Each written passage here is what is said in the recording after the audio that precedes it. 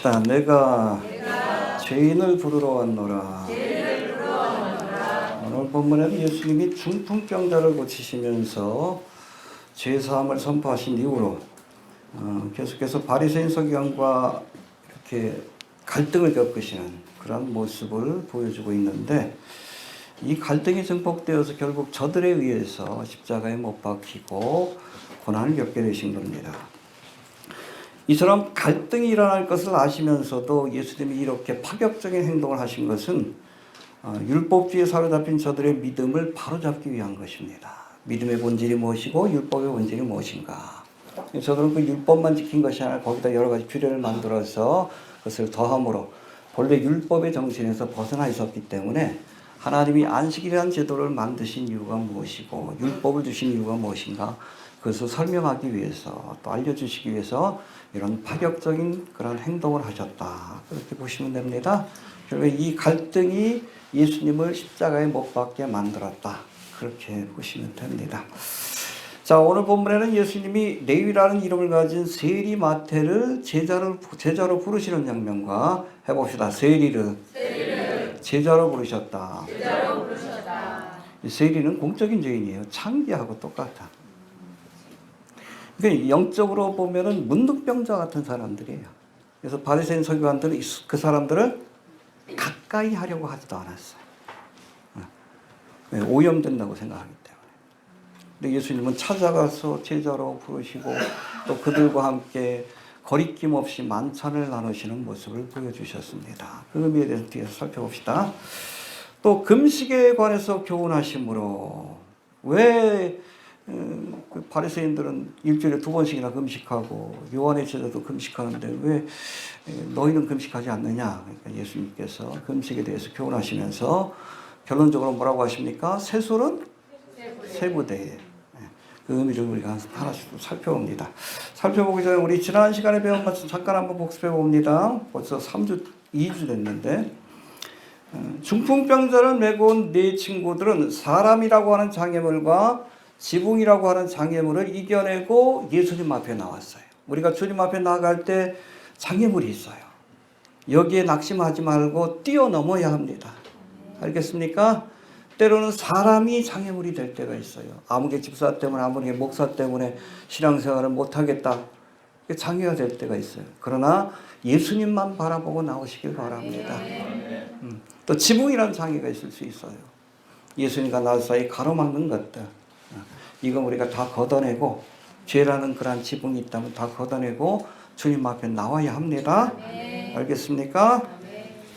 중풍병자를 고치시기 전에 예수님께서는 그냥 고친 게 아니라 소자야 내 죄사함을 받았느니라. 할렐루야. 일부러 이렇게 하신 거예요. 여기서부터 본격적인 갈등이 시작이 된 거예요.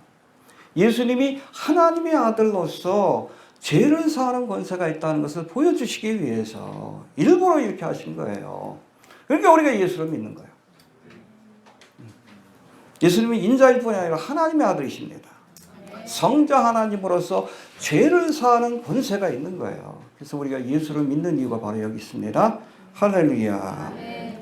중풍병자가 죄사함을 받고 중풍병에서 노임받는 모습을 보면서 거기 모인 많은 사람들은 하나님께 영광을 돌려드렸지만, 서기관들은 오히려 예수님을 비판하면서 이때부터 죽이려고 작정을 했다는 거예요. 예수님이 전하시는 말씀과 행하시는 일들을 보면서 깨닫고 또 하나님께 영광을 돌리는 사람이 복된 자입니다. 할렐루야. 깨닫길 바랍니다.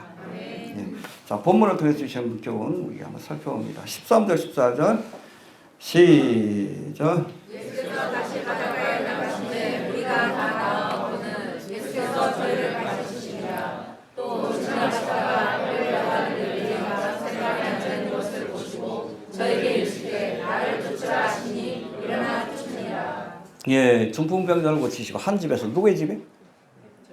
베드로의 집에. 바로 옆에가 바닷가예요. 바닷가로 나가시면 무리가 다 나왔거늘 예수께서 저희를 가르치시니. 할렐루야. 주님은 병 고치려고 오신 게 아니에요. 기적을 행하려고 오신 것도 아니에요. 여러분, 로마를 무너뜨리고 뭐 독립을 쟁취하기 오신 것도 아니에요. 뭐 하려고? 하나님의 말씀을 전하기 위해서. 할렐루야. 그래서 여러분 문둥병자 고침받았을 때도 야 좀 조용히 해. 왜? 말씀을 전파하는데 방해가 되니까. 예수님이 이 땅에 오신 목적이 무엇인지 우리가 알아야 합니다. 여러분 우리가 병 고침을 받는 것은 잠시 문제를 해결할 수 있을지 모르지만 근원적인 문제를 해결할 수는 없어요. 우리가 말씀을 믿고 예수를 믿을 때 비로소 우리가 영생을 얻고 구원을 얻게 되는 겁니다. 할렐루야. 그래서 교회를 세운 목적도 여러분 구제하라고 세운 것도 아니요. 사회사업하라고 세운 것도 아니고 정치하라고 세운 것도 아니고 뭐 하라고? 복음을 전하라고. 알겠습니까?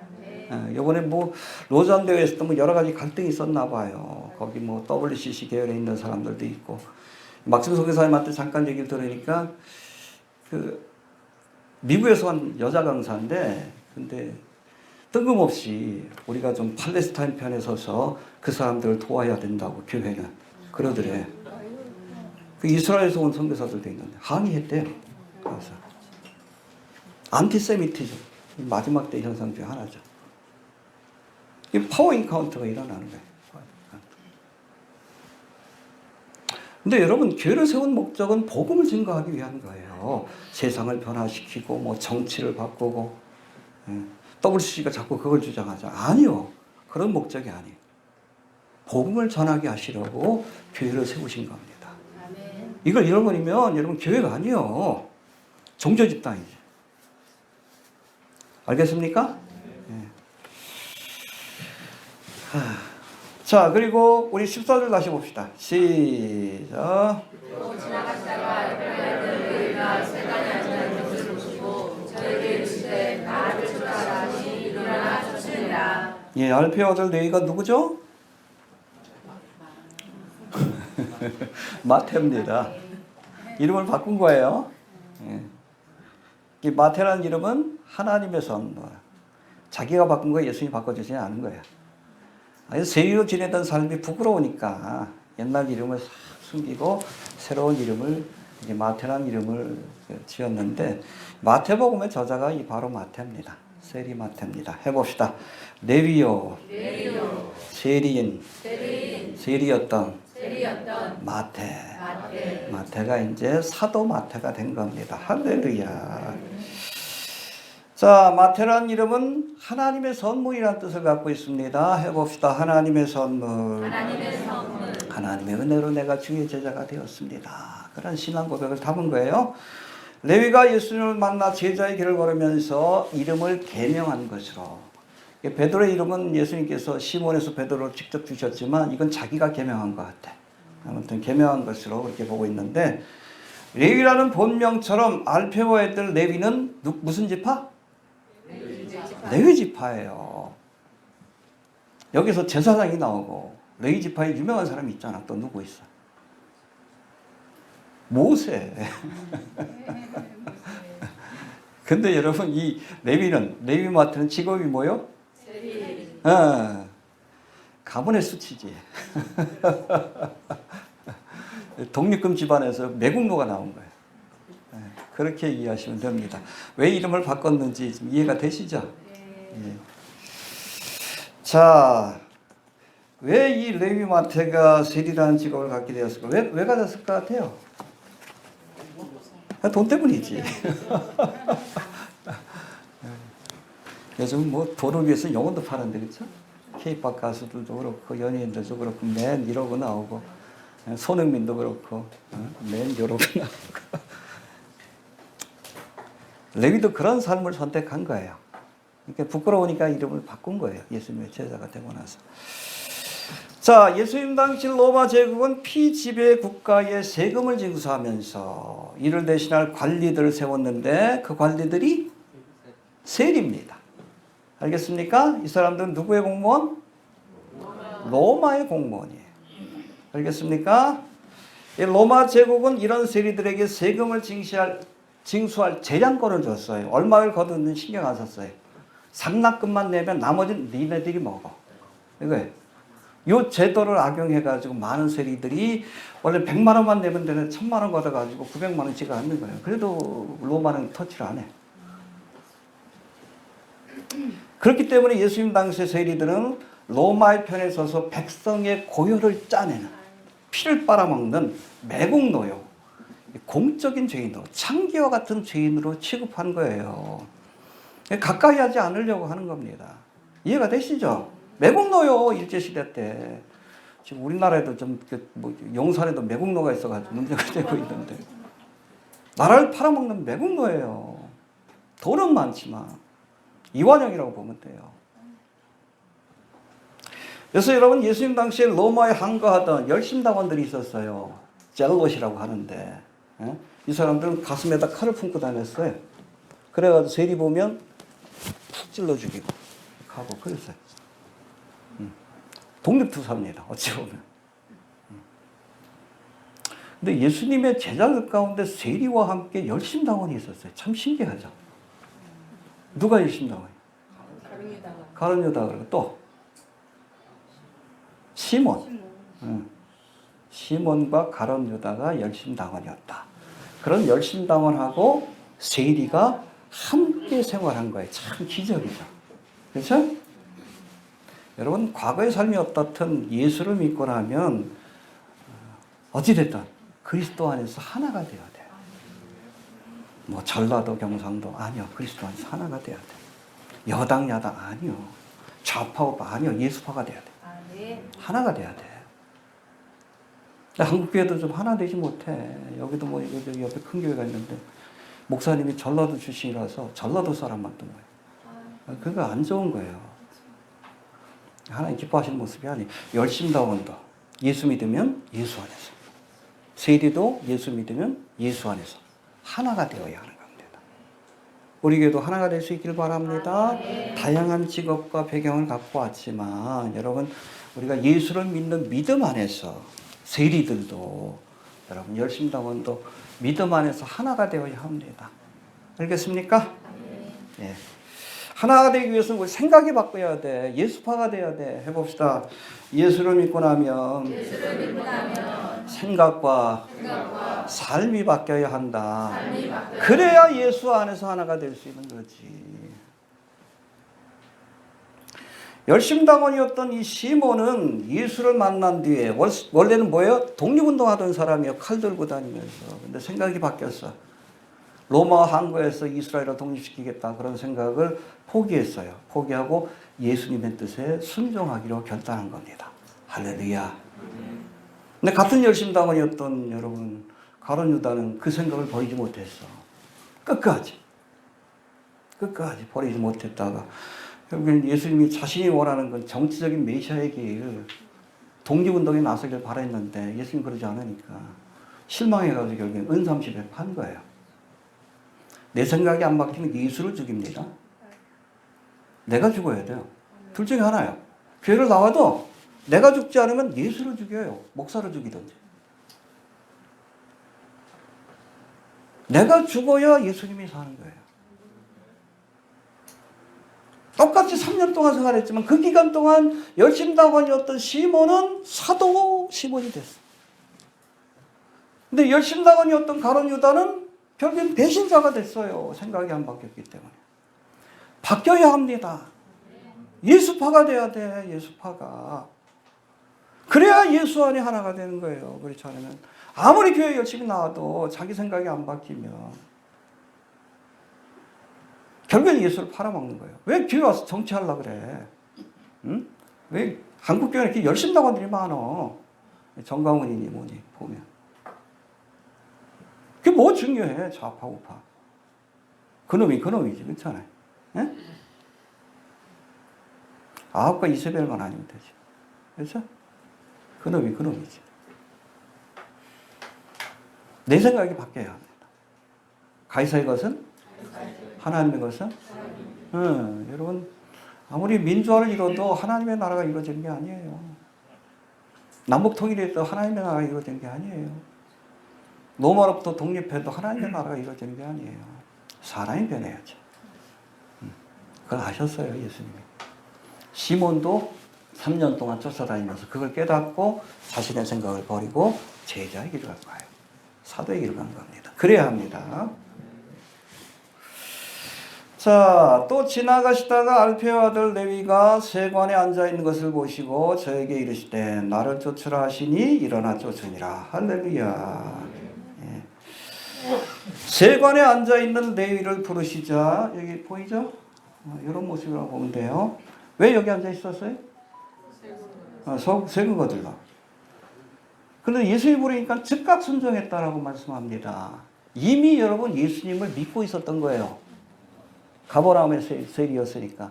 가버나움의 그 갈릴리 사역에서 제일 먼저 가버나움에서 시작을 했잖아. 거기서 하나님의 말씀을 가르치시고 이적을 행하신 걸 들으면서 마음으로 믿고 있었는데 예수님이 이런 세리마태의 마음을 아시고 찾아가서 부르니 망설임 없이 예수님을 쫓아간 겁니다. 할렐루야. 여러분 이 가버나움은 지난번에도 말씀드렸듯이 예수님 당시에 아프리카에서 유럽과 아시아로 연결되는 해변길 비아마리스라고 합니다. 요 길을 통해서 이집트로 내려가고 요 길을 통해서 아시아와 유럽으로 가는 아주 그 중간에 있는 아주 중요한 곳이에요. 여러분 이 세리의 세금 가운데 가장 재량권이 큰 것이 바로 통행세입니다. 이 비아마리스 얼마나 중요한 곳이야. 얼마나 돈을 많이 벌었을까. 그렇잖아요. 그러니까 안식일도 안 지킨 거예요. 세금 받으려고. 그게 죄인이라고 그랬지.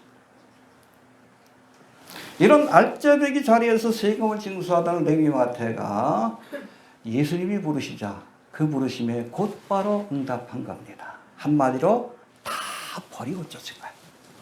할렐루야.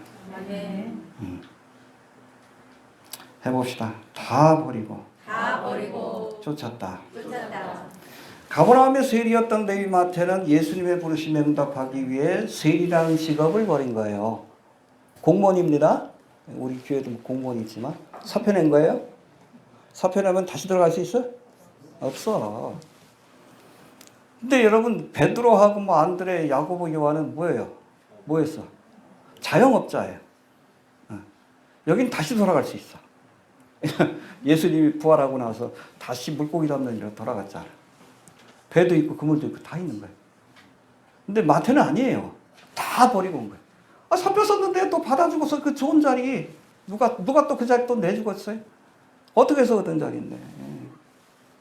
가만히만 앉아서 돈이 쏟아지는 자리인데. 레위마태가 욕은 먹어도 많은 수익이 보장된 세리라는 직업을 버리고 예수님을 따랐다는 겁니다. 왜요? 사실은 돈이 좋아서 세리라는 직업을 선택했을 텐데 예수님을 만난 뒤에는 돈보다 귀한 것이 있다는 것을 깨닫게 된 겁니다. 할렐루야. 해봅시다. 돈보다 귀한 것이 있다는 것을 깨달은 것이다. 알겠습니까? 사람이 만약 온천을 얻고도 제 목숨을 잃으면 무엇이 유익하리요? 사람이 무엇을 주고 제 목숨과 바꾸겠느냐?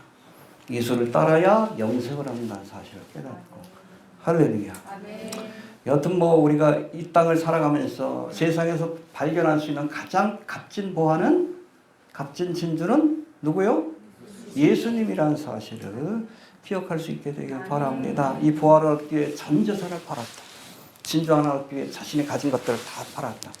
그래도 여러분 손해보는 장사가 아니요. 잘하셨습니다. 알겠습니까? 내 모든 것, 뭐 사표를 내도 괜찮을 만큼 모든 것들을 포기해도 될 만큼 믿지는 장사가 아니에요. 예수가 가장 귀한 보배인 것을 우리가 기억할 수 있게 되길 바랍니다. 15절 넘어갑시다. 시작.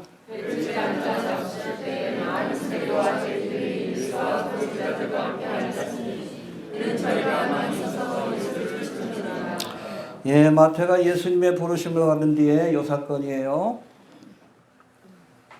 그 다음에 자신의 집으로 예수님과 그의 제자들과 함께 자신의 동료인 세리와 죄인들을 초청하여 함께 만찬을 나누었다라고 말씀합니다. 할렐루야. 여기 뭐 세리는 아시죠? 죄인들은 뭐예요? 이건 바리새인들의 기준이에요. 그러니까 바리새인들이 정한 율법과 규례를 지키지 않는 사람들, 못하는 사람들 있잖아. 대표적으로 누구요? 세리들 안식일에도 돈 받아야지. 얘네들은 안식일 쉬라 그랬는데 또 누가 있어요? 목자들도 그래요. 목자들 안식일에도 양 돌봐야 될 거 아니에요. 그러니까 어쩔 수 없이 안식일을 어기게 돼. 그런 사람들이 예수님의 탄생을 처음으로 그렇게 목격했잖아. 죄인들로 이렇게 손가락질했어. 이런 사람들이 모여서 예수님과 함께 만찬을 나눈 겁니다. 알겠습니까? 직업적인 특성상 안식일에도 양을 돌봐야 하는 목자들 같은 사람들이 죄인인데 세리와 함께 이런 죄인들이 예수님과 함께 앉아서 만찬을 나누며 그 말씀을 들었다는 겁니다. 할렐루야. 죄가 더한 곳에 할렐루야. 이게 하나님 역사하는 방법입니다. 내가 의인을 부르러 온 것이 아니요 죄인을 부르러 왔노라. 할렐루야. 뒤에서 뭐 또 설명하겠지만 여러분 바리새인처럼 스스로 의롭다고 여기는 사람들이 아니라 여기 나와 있는 세리와 죄인처럼 스스로 죄인임을 인정하고 예수를 바라보는 사람에게 하나님의 은혜가 임한다는 것을 우리가 기억할 수 있게 되길 바랍니다. 예. 자, 이처럼 레위 마태가 준비한 만찬은 1차적으로는 이제 세리의 삶을 청산하고 새로운 삶을 시작하면서 함께 일하던 동료와 친구들을 모아서 뭐 하는 거예요? 작별 인사하는 시간. 이제 예수님 쫓아다녀야 되니까. 작별 인사하기 위해서 마련한 모임이고, 또 다른 의미에서는 이 자리에 작별 인사를 하는데 누구를 또 초청했어? 예수님을 초대했습니다. 해봅시다. 예수님을 초대했다. 일부러 한 거예요. 자신의 동료와 세리들이 예수님을 만나서 그 말씀을 들을 수 있는 기회를 갖게 해준 거예요. 전도하기 위해서 이 자리를 마련한 겁니다. 할렐루야. 알겠습니까? 또 레위 마태처럼 아직 예수를 만나지 못한 친구와 친지들이 있다면 어떻게 해서든지 이들이 예수님을 만날 수 있도록 기도하며 또 자리를 마련할 수 있어야 합니다. 저희 교회에서 뭐 주관하는 결혼식 장례식 해보셨다가 교회 나오신 분들이 계셔요. 세례받고 뭐 집사 직분까지 맡은 분도 계시는데 어찌됐든 여러분 우리가 전도하고 싶은 분이 있으면 그분이 예수님의 말씀을 들을 수 있는 기회를 만들어야 합니다. 어디 초청하든지 아니면 블로그를 소개하든지 말씀을 듣게 하면 그 다음은 말씀이 역사예요. 알겠습니까? 그 다음은 하나님의 말씀 자체가 예수님을 초대하기만 하면 예수님 말씀이시니까 그 다음은 예수님 책임되는 거예요. 그러나 그런 자리를 마련하는 것은 우리가 할 일이야. 어떻게 해서든지. 알겠습니까? 기도하면서 그렇게 우리가 우리의 친지들과 동료들을 주님 앞에 인도하기 위한 자리를 마련할 수 있게 되길 바랍니다. 알겠습니까? 16절 봅시다. 시작.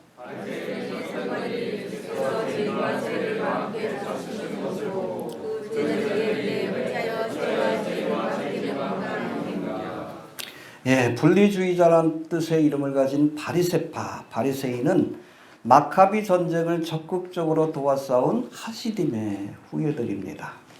유대 역사학자 요세푸스는 바리새파 사람들은 의롭게 되기를 원하며 늘 하나님을 기쁘게 해드리고자 애쓰는 사람들이었다라고 그렇게 평가하고 있는데 율법에 따라 경건하게 살고자 애쓰던 이들은 제사장 계급이 아닌 평민 대중에 속해 있었는데 이들은 분리주의자였던 에세네파와는 달리 그러니까 에세네파는 아예 그냥 따로 살았습니다.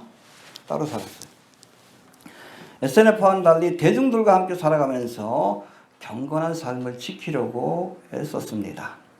대중들과 함께 살면서 세상과 타협하지 않고 신앙적 전통을 유지하고 지켜나가는 것을 중요한 덕목으로 믿고 실천하기 위해 힘썼는데 문제는 시간이 지나면서 이들의 가르침이 율법주의화 되면서 여기 자꾸 살을 붙인 거야. 미시나 그래가지고 탈무드 그래가지고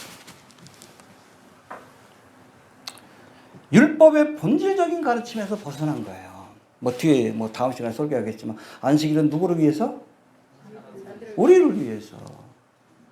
근데 얘네들이 자꾸 이게 규례를 만들다 보니까 안식일이 사람을 위한 것이 아니라 사람이 안식일을 위한 것 같아. 주객이 전도가 돼버렸어. 율법의 본질적인 의미를 잃어버린 거예요. 형식화되면서. 이것 때문에 율법의 본질적인 가르침을 가르치려고 했던 예수님과 갈등을 겪게 된 겁니다. 아니야, 율법을 주신 목적은. 안식일을 주신 목적은 이렇다.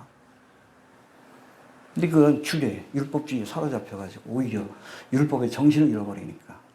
그래서 마태복음 23장 뭐 전체에 보면은 이 바리새인들 비판한 말씀이 나오는데 거기 보면 23절하고 24절에 보니까 화 있을진저 외식하는 서기관들과 바리새인들이여 너희가 박하와 회양과 근처의 11절을 드리되 박하와 회양과 근처에 이거는 여러분 텃밭에서 양념으로 쓰려고 기르는 거예요. 마당에다가.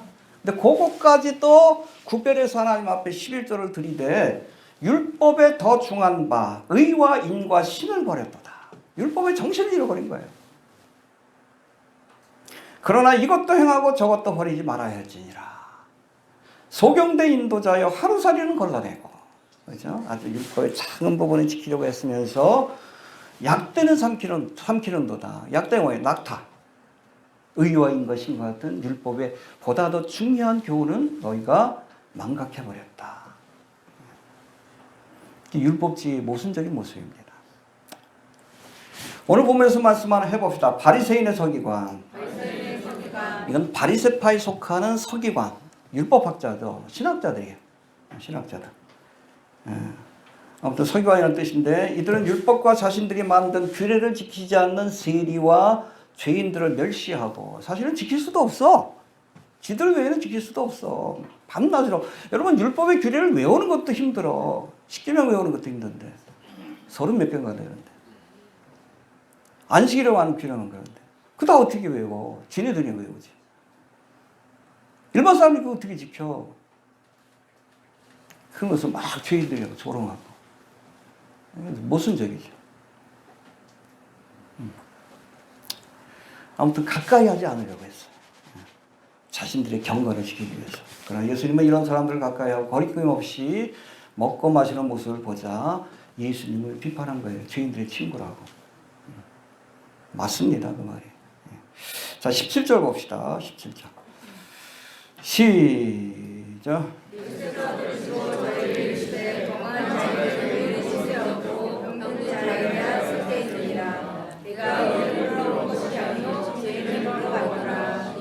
예, 바리새인으로부터 어찌하여 세리와 죄인들과 함께 먹는가? 너희 선생님을 막 쫑얼쫑얼거린 거지. 그런 거.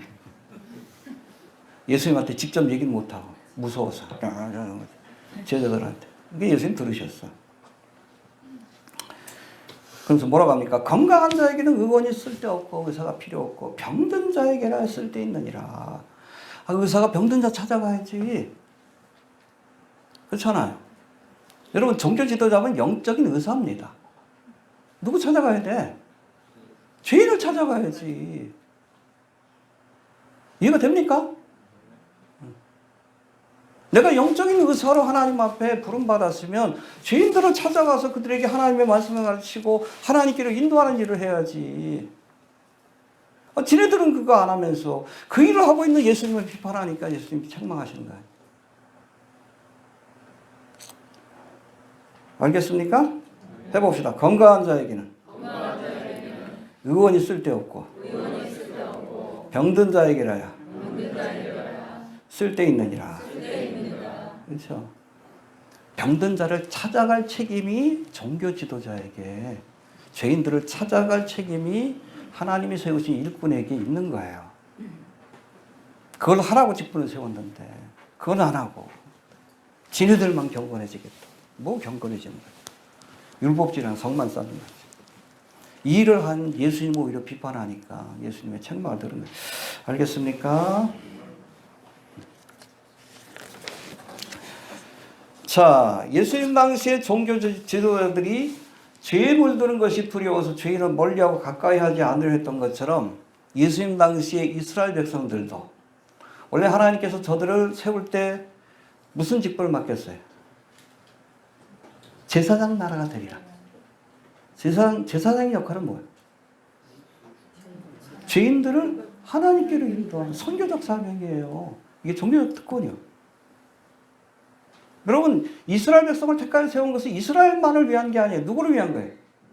온 백성, 이방인들을 위해서, 이방인들에게 하나님의 뜻을 전하라고, 전도하라고 제사장 나라 세웠는데, 근데 예수님 당시에 이스라엘 백성이 어땠어? 선민의식에 빠져가지고.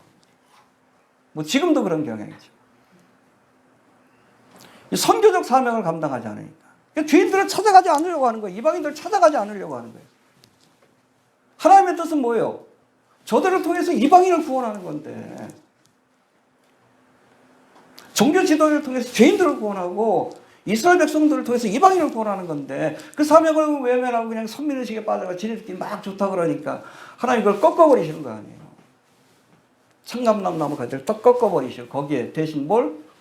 돌감나무 가지를 붙여서 교회를 통해서 선교의 열매를 맺게 한 겁니다. 여러분, 교만한 바리새인과 선민의식에 빠진 이스라엘 백성처럼 하나님 주신 사명을 외면하는 일꾼은, 나라는 하나님의 심판을 받게 된다는 것을 잊지 말아야 합니다. 알겠습니까? 요나도 그랬잖아. 니네로 가서 복음을 전하라고 했는데 안 하니까 심판받았지. 이스라엘도 마찬가지. 저들을 통해서 이방인들을 구원하고자 했는데 그 사명을 감당하지 않으니까 하나님 꺾어버리시잖아요. 끝까지 사명 감당해야 합니다.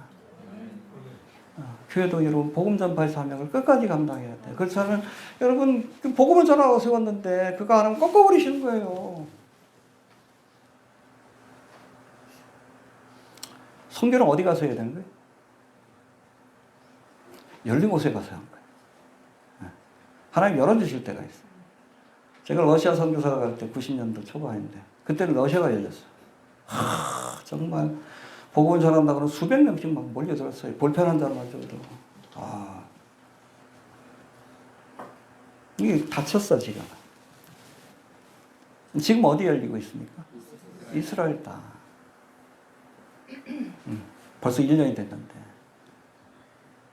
막심도 많은 사람들이 주님 앞에 돌아오고 있대요. 할렐루야. 여기에 집중적으로 투자해야 돼.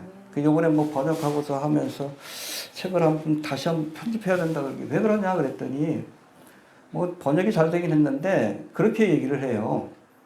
마치 한국 사람이 북한 사람이 번역한 책을 보는 것처럼 영화색화돼. 그래서 그거 새로 좀 이렇게 하는데 2주나 걸리는데 미안해 하더라고. 괜찮다고 3년을 기다렸는데. 아마 뭐 10월이나 11월 안에 책이 나올 것 같아요. 그리고 뭐 그 얘기를 하더라고요. 이 문서로 된 책보다 거기 뭐 90 먹은 노인들도 이게 전자책을 그렇게 보는데 탭 가지고 거기 인터넷이 다 돼요. 우리나라 이상으로 인터넷이 잘 깔려 있어. 그래서 전자책을 만드는 게 좋을 것 같다고. 책으로 하는 건 한계가 있으니까 그렇게 하라고 했어요. 기도해 주시길 바랍니다. 기도해 주시길 바랍니다. 그리고 또 한 가지 얘기하더라고. 우크라이나에도 이 책을 좀 번역해가지고 좀 뿌리고 싶다고. 거기 지금 남자가 없죠? 다 죽어가지고. 거기도 전쟁의 와중에 3년이 넘었잖아. 10년이 가난해졌어. 복음에 대한 갈증이 있어요. 근데 우크라이나 사람들이 러시아를 알까요, 모를까요? 잘 알아요. 근데 안 본대. 싸우고 있으니까. 그래서 우크라이나어로 번역하면은 그분들의 마음에 위로를 주고 소망을 줄 수 있어요. 왜냐하면 여러분 요한계시록 뭐예요? 곡감하고 전쟁. 러시아가 망한다는 얘기 아니에요. 그렇게 하시라 그랬어요. 여담이지만 우리 막심 선교사님이 제가 물어봤어요. 어떻게 한국에 왔냐고. 그랬더니 이스라엘에서는 항상 그런 게 있대요. 열리면 그냥 간대요. 언제든지 전쟁 중이니까 이게 계획했다가도 안 될 때가 있대. 그래서 어떤 경우에는 뭐 식당에 뭐 이렇게 행사한다고 이렇게 했는데 갑자기 뭐 공습이 떨어져가지고 못하고. 그 전화하면 괜찮다고. 딴 사람한테 팔면 된다고. 다음번에 오라고. 그게 일상화돼 있대. 여기 왜 왔냐 그랬더니 갑자기 열려가지고 그냥 왔대요. 근데 생각해보면 우리 채널로 오신 것 같아요. 보내신 것 같아요. 갈 때도 월요일날 원래는 이디오파 통해서 들어왔거든요. 거기를 통해서 가려고 그러니까 거기서 늦춰지게 되면 비자를 받아가지고 또 해야 되는데 그럼 한 열흘 이상 걸리고 오늘부터 또 행사인데 행사도 못 칠 것 같아가지고 폴란드 통해가지고 가셨거든요. 폴란드 뭐 자주 가서 사역을 하시니까 폴란드 통해서 들어갔는데 들어가서 공항에 도착하고 예루살렘에 도착하고 짐을 풀자마자 공습경보가 내렸대. 미사일이 떨어진 거예요. 조금만 늦었으면 못 갈 뻔했어요. 들어올 때도 그 얘기를 해요. 티켓이 없어가지고 했는데 하나님 어떻게 티켓을 마련하게 하시고 그 다음에 또 숙소가 없어가지고 로잔리에 하니까 5,000명이 풀리니까 근데 기적적으로 숙소가 마련이 돼서 들어오고 나갈 때도 하나님이 아슬아슬하게 보내는 아슬아슬하게 책 내라고 보내신 거 같죠? 네, 책 내라고 보내신 것 같아요. 일을 하시려고 좀 하는 것 같아요. 3년 동안 교회가 발칵 뒤집힌 거 아시죠? 우리 조성현 선생님 다리부터 부러지고 우리 사모도 수술하고 안 건드린 가정이 하나도 없어요? 막심 나갈 때까지 건드렸습니다. 안 건드린 가정이 없어요.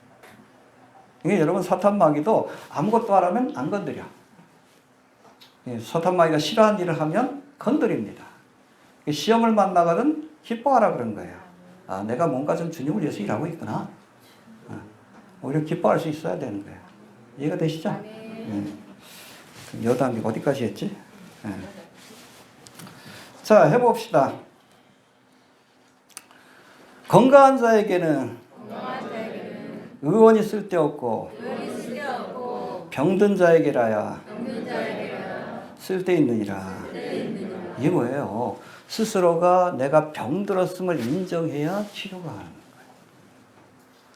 내가 영적인 병이든 죄인이라는 것을 인정해야 예수님을 찾을 수 있어요.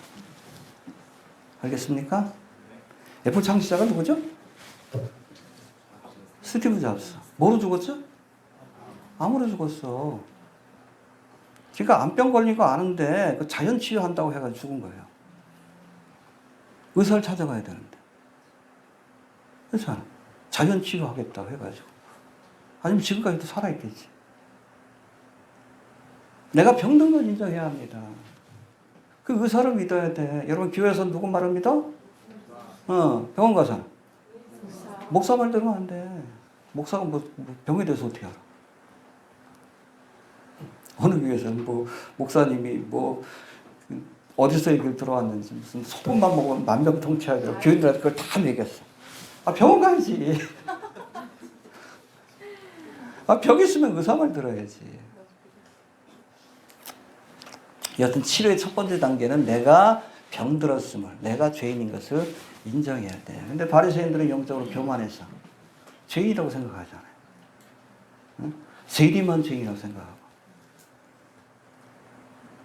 안식일을 지키지 않는 사람만 죄인이라고 생각하고. 근데 하나님 보시기에는 사실은 이 바리새인이 더 심각한 죄를 하나님 앞에 지은 거예요. 치료하기도 힘든 죄예요. 이게 뭐예요? 교만이에요. 교만. 여러분 영적인 교만은 치료가 안 돼요. 신약도 안 되고 구약도 안 돼. 참 치료하기 힘들어. 내가 의롭다라고 생각하는데 그 사람한테 어떻게 그래 복음을 전해. 복음의 첫 번째가 뭐예요? 당신은 죄인입니다. 교만한데 어떻게 해.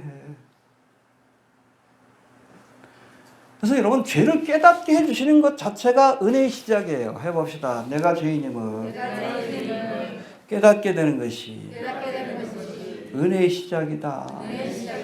존 뉴턴의 여러분 찬양할 때 나 같은 죄인 살리신 주은혜 놀라워. 할렐루야. 원래 노예 상인이었어요. 노예 팔아가지고 돈 벌던. 근데 풍랑이는 바다 가운데서 하나님이 살려주신 것을 경험하고 나서 옛생활을 다 청산하고 목사가 된 거예요. 노예 해방의 앞장을 섰습니다. 그 지은 게 바로 그거예요. 나 같은 죄인 살리신. 내가 죄인인 걸 깨달은 거예요. 주님 만나고 나서. 사도 바울도 원래 바리새인 아니에요. 근데 스스로 어렵다고 여겼어요. 그래서 기독교인들 잡아가지고 죽이는 일에 앞장섰지. 근데 다메섹 도상에서 누구를 만났어요?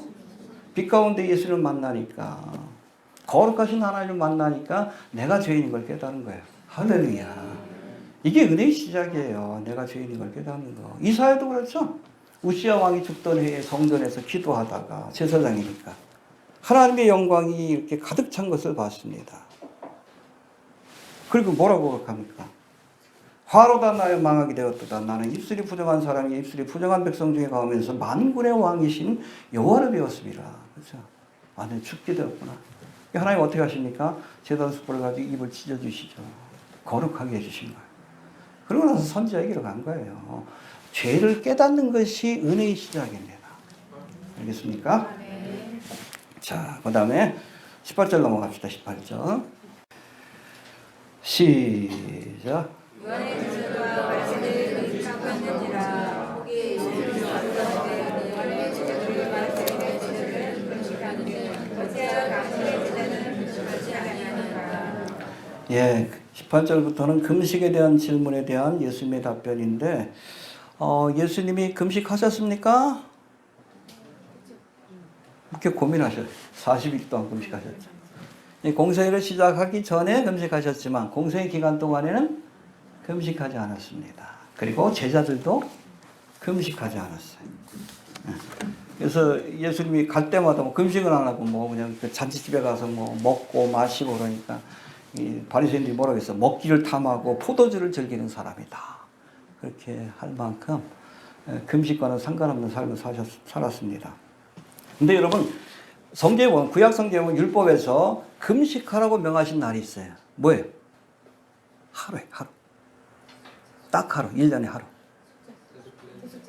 욤키푸르, 대속죄. 이 날은 여러분 스스로를 괴롭게 하라. 여기 금식이 포함되어 있는 거예요. 밥 먹으면 안 돼. 밥 먹으면 안 돼.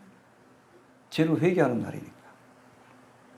근데 바벨론 포로 이후에는 이 욤키푸르를 포함해서 4번의 금식일이 있었습니다. 그래서 여러분 스가랴 8장 19절에 보면 만군의 여호와가 말하노라 4월의 금식과 5월의 금식과 7월의 금식과 10월의 금식이 변하여 희락의 절기가 되리라. 뭐 이런 말씀이 나오는데 여기 보니까 그 당시 지키던 4번의 금식이 있는데 4월의 금식은 시드기야 왕 11년 4월 9일에 예루살렘이 바벨론에 의해서 점령된 날 지키는 금식입니다. 4월의 금식. 그 다음에 5월의 금식은 이후로 예루살렘 성전이 파괴된 날 5월 9일이에요.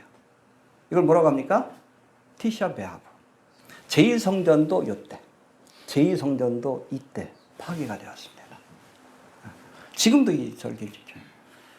이렇게 지키는 금식일이 있고, 그 다음에 7월의 금식은 뭡니까? 7월 10일 욤키푸르에 지키는 금식 이것이 있고, 10월의 금식은 시드기 왕 9월 10월 10일에 예루살렘 성이 포위되기 시작한 날에 지키는 금식. 4번의 금식이 있었다고 합니다. 바벨론 포로 이후에는. 이런 금식일 외에도 이 바리새인과 서기관들은 자기들 나름대로 금식일을 만들었어. 일주일에 몇 번? 2번이나 금식했어. 성경에서 뭐라고? 1년에 한 번만 하라고 했습니다. 자꾸 이상한 걸 만든 거예요. 그래서 월요일하고 목요일날 금식하는 날입니다. 왜요? 자신의 경건을 드러내고 자랑하기 위해서 금식을 했다는 거예요. 여러분, 금식은 자신을 돌아보고 회개하는 의식인데 이 바리새인들은 이 금식 자체를 자신의 경건을 자랑하는 그런 행사로 치루었다는 거예요. 그래서 금식할 때도 아예 그냥 머리에 재를 뿌리고 나 금식한다. 기도할 때도 조용히 하는 게 아니라 하나님이여 내가 저 세리와 같지 않음을 감사합니다. 일주일에 2번 쳐다보는 것도 힘들었어. 월요일 그 목요일만 되고 죄를 뿌리고 와가지고 옷을 찢으면서 쇼하는 거지. 자랑하는 거죠. 그래서 예수님께서 아예 이들에 대해서 그렇게 말씀합니다. 금식할 때에 너희는 외식하는 자들과 같이 슬픈 기색을 내지 말라. 일부러 괴롭다 그러고. 저희는 금식하는 것은 사람에게 보이려고. 누구한테 보이려고? 금식은 누구한테 하는 거예요? 하나님께 보이려고 하는 건데 얼굴을 흉하게 하느니라 괴롭다 그러고. 내가 진실로 진실로 너희에게 이르노니 저희는 자기 상을 이미 받았느니라. 사람들한테 칭송을 받았으면 이미 상을 받은 거예요. 더 이상 받을 것도 없어. 그러고 싶어서 하는 거지. 일주일에 한 번 하다가 재밌거든. 2번 하자. 쇼하는 거지. 너는 금식할 때에 머리에 기름을 바르고 화장하라는 얘기예요. 얼굴을 씻으라. 예쁘게 단장하고 티 안 나게 하라는 얘기. 이는 금식하는 자로 사람에게 보이지 않고 오직 은밀한 중에 계신 네 아버지께 보이게 하려 함이라. 은밀한 중에 보시는 네 아버지께서 갚으시리라. 할렐루야. 여러분, 금식을 비롯한 모든 신앙적 행위, 뭐 이 헌금이 됐든 뭐든 구제가 됐든, 이건 누구에게 보여드리기 위한 겁니까? 하나님께만. 근데 이것을 일부러 드러내고 행하는 것, 머리에 죄를 뿌리고 쇼하는 것, 또 헌금할 때도 쩔렁쩔렁. 헌금한 뒤에다 갖다 놓은 이유도 그거예요. 저한테 바치는 거 아니잖아요. 하나님한테 바치는 건데. 신경 안 써요. 누가 하든 말든.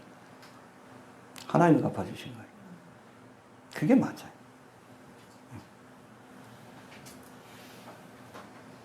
여튼 여러분, 신앙의 행위는 하나님께 보여드려야 되는 거예요. 하나님께만. 근데 이것을 드러내어 행하는 것은 신앙적 행위가 아니라 자신의 경건을 자랑하기 위한 종교적 행위입니다. 신앙이 아니에요. 믿음이 아니라 종교예요. 종교. 바리새인 서기관, 율법주의자다. 그게 예수님이 가장 미워하신 거예요. 그렇잖아요. 화 있을 진짜 23장에 보면 뭐 7가지 화를 선포, 8가지인가? 팔복을 선포하는 것처럼 계속 이들에 대해서 너무 싫어하셨어요. 여러분, 교회 생활도 잘못하면 바리새인데요. 경건한 척 좀 하지 마. 경건한 것과 경건한 척하는 건 다른 거예요. 뭐 이상하게 모자를 쓰고 다니고 뭐 저거 하고 이상한 옷을 입고 다니고 흰 옷을 입고 다니고 그러다 이단 교주 되는 거지. 경건한 척하지 말아요. 경건한 것과 경건한 척하는 건 다른 거예요. 바리새인의 영성에 물들면 여러분, 이건 신약도 안 듣고 구약도 안 들어. 약이 없어. 그러다 지옥 가는 거예요. 열심히 믿고 지옥 가는 거예요.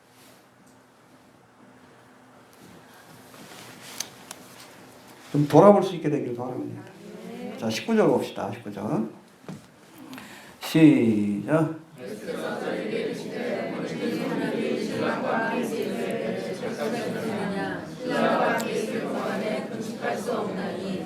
예, 여기서 예수님은 제자들이 예수님과 함께하는 시간을 혼인집에서 누구와? 신랑과 함께하는 시간으로 묘사합니다. 할렐루야. 신랑은 누구요? 예수님이시죠. 사실은 이 바리새인들이 신봉하는 율법의 규례에도 이 혼인 잔치를 할 때는 금식하지 못하도록 규정하고 있어요. 이스라엘 혼인 예식은 며칠 동안? 일주일 동안 계속돼. 근데 혼인 잔치 초대받고 나서 나 요즘 금식 중이야. 먹으면 안 돼. 그렇게 못하도록 규정하고 있어. 왜? 기뻐하는 날이니까. 할렐루야. 여러분, 모든 일에는 때가 있다고 했죠? 응? 전도서 3장에 보니까 천하의 범사에 기한이 있고 모든 목적이 이룰 때가 있나니 날 때가 있고 죽을 때가 있고 심을 때가 있고 심은 것을 뽑을 때가 있고 죽일 때가 있고 치료시킬 때가 있고 헐 때가 있고 세울 때가 있고 울 때가 있고 웃을 때가 있고 슬퍼할 때가 있고 춤출 때가 있다. 여러분, 신랑 대신 예수님이 오셔서 저들과 함께 할 때는 기뻐할 때입니다. 금식하면 안 되는 거예요. 알겠습니까? 예수님이 우리와 함께 하시는데 기뻐해야지. 기뻐하는 것이 신앙생활을 잘하는 거예요. 금식하는 것이 아니라. 자, 그 다음에 20절 봅시다. 시작. 예, 지금 신랑하고 있지만 제자들이 신랑을 빼앗길 날이 이르니 언제? 십자가의 사건이에요. 십자가의 사건. 빼앗긴다는 단어가 헬라어로 아파르덴데 be taken away. 아주 격렬하게 빼앗다, 제거하다, 강제로 뺏는 거야. 십자가 못 박아 죽으려고. 그때는 금식할 거다. 그렇죠? 기독교인들도 뭐 고난주간에 금식하고 그러잖아요. 빼앗긴 날을 우리가 생각하면서 금식하는 것 같아요. 사실은 여러분, 이 마가복음에서 십자가의 사건에 대해서 처음으로 언급한 말씀이 이겁니다. 빼앗길 날이 올 것이다. 지금은 예수님, 신랑과 함께 있는 시간이지만 빼앗길 날이 올 것이다. 처음으로 십자가에 대해서 언급하신 거예요. 언젠가는 내가 바리새인 서기관들에게 붙들려서 십자가를 질 것을 예언하신 말씀이라고 보시면 됩니다. 그 다음에 21절 보충 설명입니다. 시작.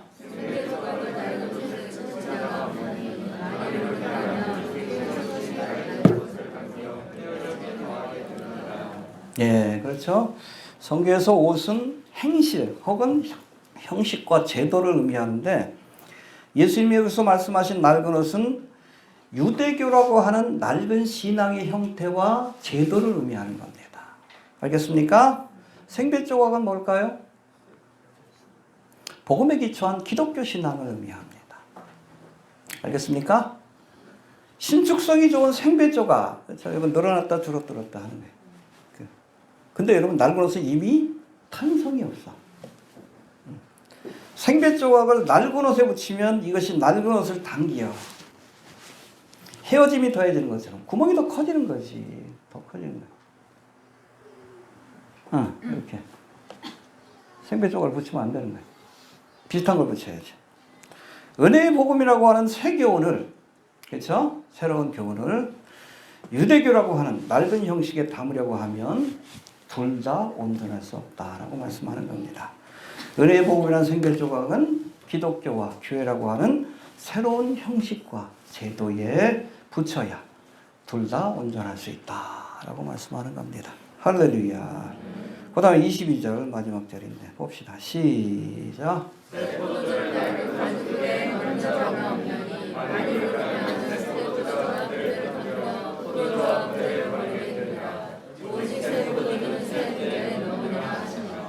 해봅시다. 새 포도주는 새 부대에. 귀 안 다는 사람도 알죠. 새술은 새 부대에. 그거예요. 여기서 새 포도주는 생배 조각과 마찬가지로 예수님이 주신 새로운 교훈, 은혜의 복음을 의미합니다. 해봅시다. 은혜의 복음을 의미한다.